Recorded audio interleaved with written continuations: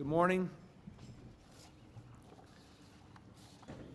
It's always good to have Chairman Greenspan back at the White House, and I'm especially pleased that he has come today to join me in voicing his support for permanent normal trade relations with China. We all know that when Chairman Greenspan talks, the world listens. I just hope that Congress is listening today. Many members remain undecided, and we are doing everything we possibly can to round up each and every potential vote.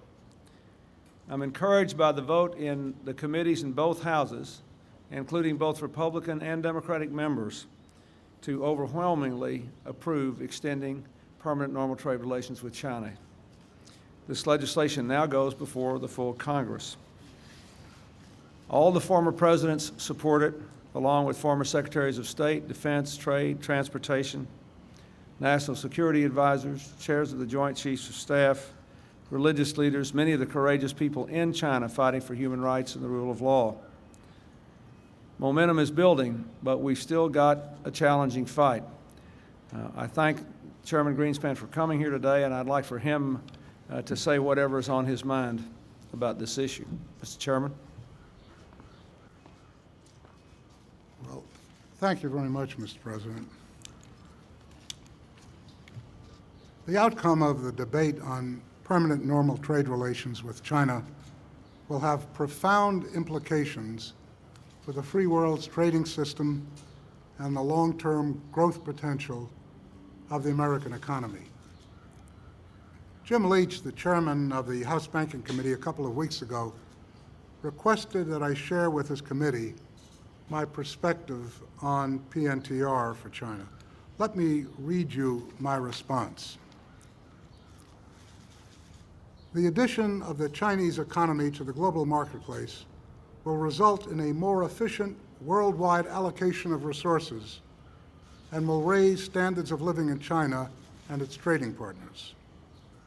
Should China accept the challenge of international competition embodied in World Trade Organization membership, it will doubtless promote internal economic development, encourage the adoption of modern technologies, and contribute to lifting its citizens out of poverty.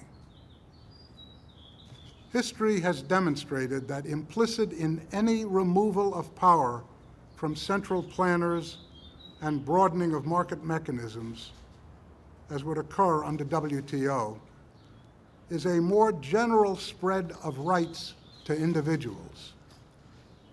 Such a development will be a far stronger vehicle to foster other individual rights than any other alternative of which I am aware. Further development of China's trading relationships with the United States and other industrial countries will work to strengthen the rule of law within China and to firm its commitment to economic reform.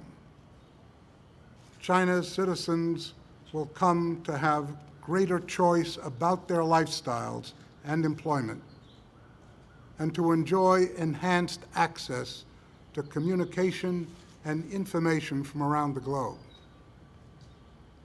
As China's citizens experience economic gains, so will the American firms that trade in their expanding markets.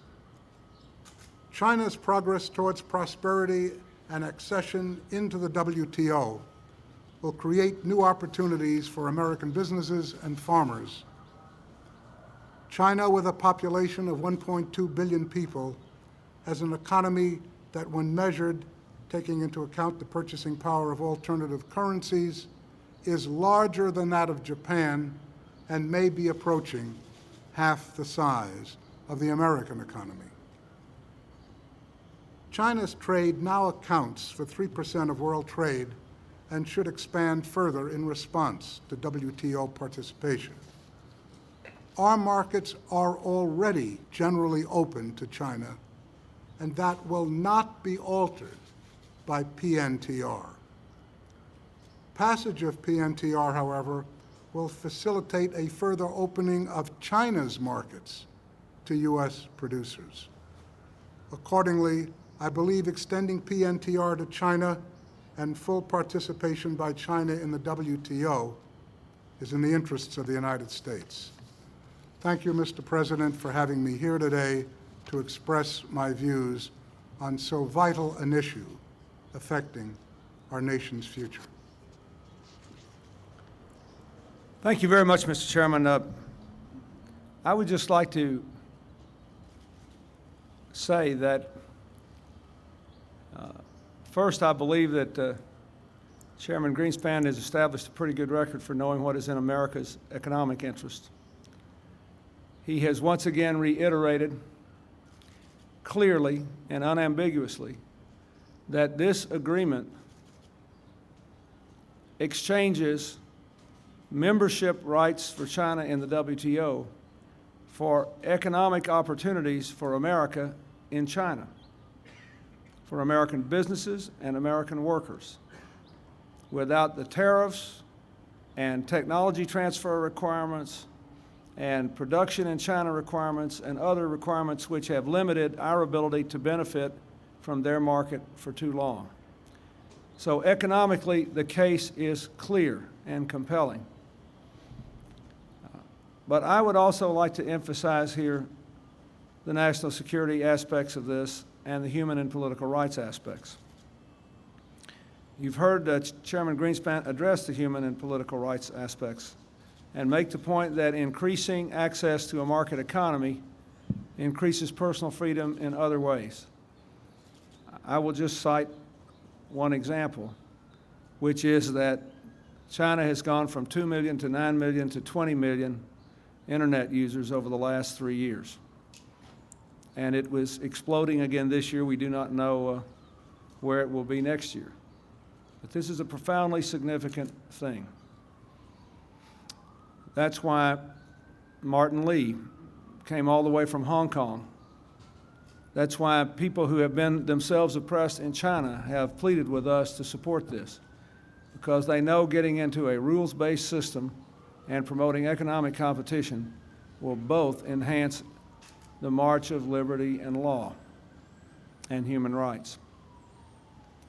The other point I would like to make is there is a serious national security issue here. We do not know what China will choose to do in the future, and China will make that decision for itself. But we know that one decision will dramatically increase the chances of a constructive relationship with China and a stable Asia, and the other will dramatically increase the chances of a less happy outcome. That's why Japan and North Korea, Thailand and the Philippines, our democratic allies in Northeast Asia, are for this. If you want to reduce tensions along the Taiwan Strait, if you want a more stable Asia, if you want to maximize the chances of avoiding proliferation of dangerous weapons and a new arms race, a yes is the right vote. Last point. As has been well documented by those of you in our press, it is indeed ironic that the only people in China who want this vote to fail are the more reactionary elements of the military, economic, and political structure who do not want to give up control and may need America as a continuing adversary to maintain that control and that capacity to repress liberty and human rights. I believe the issue is profound and clear, and I am grateful for what Chairman Greenspan has said today. Thank you very much. Along 7 years ago, would you have been able to support it? All right, guys, I'll talk to you later.